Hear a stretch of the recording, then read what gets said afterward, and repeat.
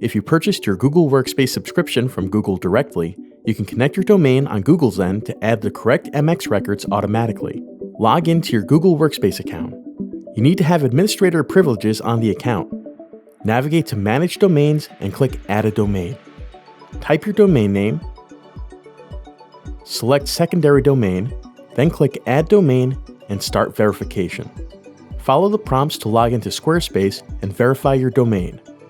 Then follow a similar set of prompts to activate Gmail. This process automatically adds a verification CNAME and multiple MX records. If you receive an error message when trying to connect, this means there are already conflicting DNS records or forwarding rules on your domain. To fix this, open the DNS panel in your domain's dashboard.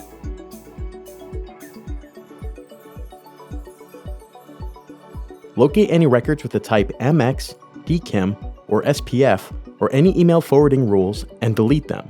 Then retry the automatic connection process. MX records should already be in your domain as part of your account setup.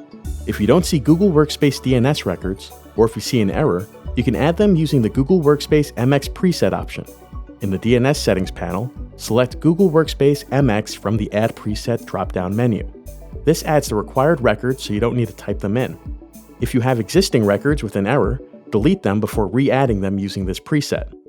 In your settings, you should only have a set of 5 records or a single record. If you have one of these record types and it's set up correctly, you don't need to take action. Please let us know if you have any more questions. We're always here to help.